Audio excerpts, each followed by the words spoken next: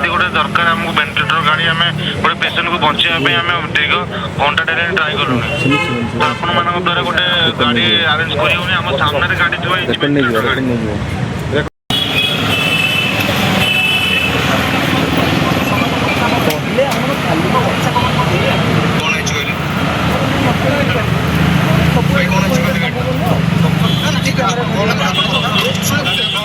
जदि आमर राजनेता चिन्ह परिचय था कि राजनेता परिवार आमको होता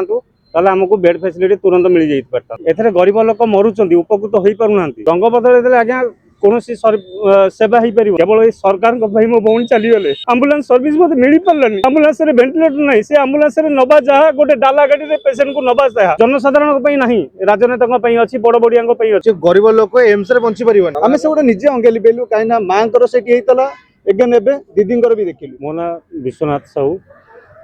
कोन हेइ आज्ञा मोर भौणी की मु एम्स को नहीं गई 24 तारीख दिन ट्रिटमेंट पे जोटी की तांकर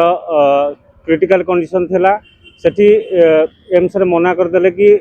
आईसीयू रो फैसिलिटी नाही घरटा कोठे अपन घरटा हमर कोलथिया अपन एम्स नहीं गले आज्ञा कोन कहले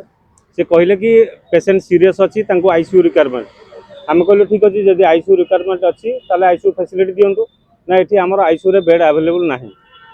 एम्स रे अवेलेबल नहीं ना जदि आमर राजनेता चिन्ह परिचय था कि राजनेता परिवार आमको होता ताले आमको बेड फैसिलिटी तुरंत मिल जाई पारता जोटा कि 108 एम्बुलेंस को आम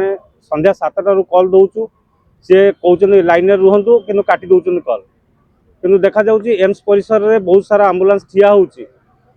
किंतु आसु नाहंती 108 एम्बुलेंस ठिया होउची एथरे गरीब लोक मरुचंदी उपकृत होई पारुनांती 108 एम्बुलेंस रे वेंटिलेटर 2 मास हलानी से कहउछन खराब अछि से कहउछन आम ऑफिस की जणैचु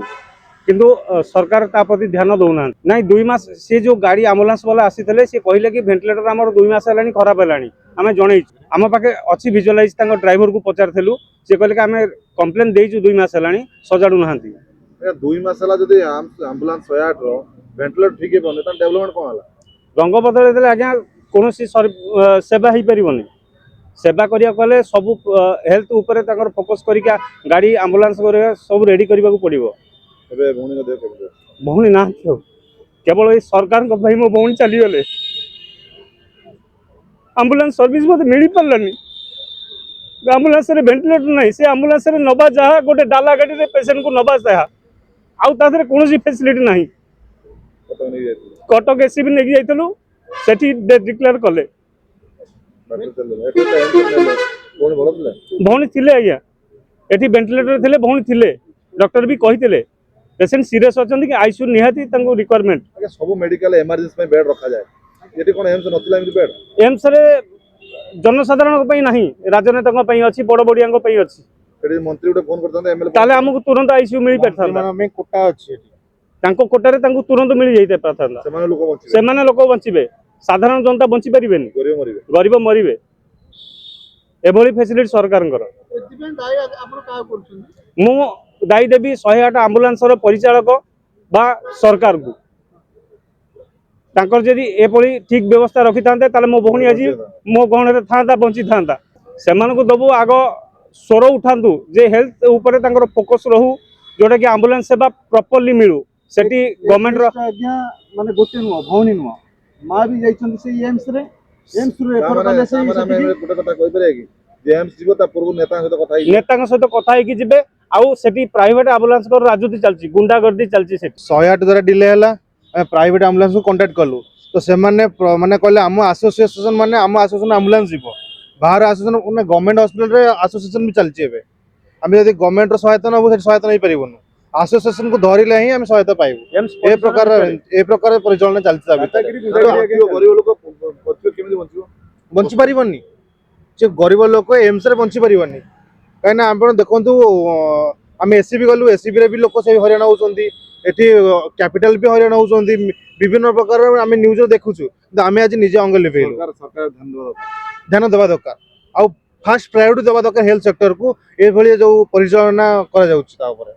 कटक एसीबी रे एभली भी परिस्थिति अछि कोन आज्ञा कहबी तार सब विजुअलाइज अछि आम निजे देखिछु आम 108 को एम्बुलेंस केते थर कॉल लगैछु राती 7 टारू अप टू 9टा 9:30 जाके आम कॉल लगैछु କିନ୍ତୁ ତାର ରେକର୍ଡ ଅଛି ଦେଖିବେ କେତେ ଥର ସେ କଲ୍ ଉଠଉଛନ୍ତି କାଟି ଦଉଛନ୍ତି କିନ୍ତୁ ତା ଭିତରେ ଗୋଟେ ପେସେଣ୍ଟ ସଫର କରିଗଲା ଆଉ ଆ ଦେହରେ କଣ ସର୍ଭିସ ଦଉଛନ୍ତି କହିଲେ ଏମର୍ଜେନ୍ସି ଯୋଉ ବେଡ୍ ଥାଏ ସେ କଣ କଲା କୋଟା ରହୁଛି ଆଜ୍ଞା କିନ୍ତୁ ଜନସାଧାରଣ ପାଇଁ ନୁହଁ କି ଗରିବ ଲୋକମାନଙ୍କ ପାଇଁ କୋଟା ଅଛି ଆପଣ ସର୍ଭିସ ପାଇବେ ନହେଲେ ନାହିଁ କୋଟା ରହୁଛି ରାଜନେତା ମାନଙ୍କ ପାଇଁ ହାୟର ଲେବୁଲ ଯାହା ମାନଙ୍କର ହାତ ଅଛି ଆଜ୍ଞା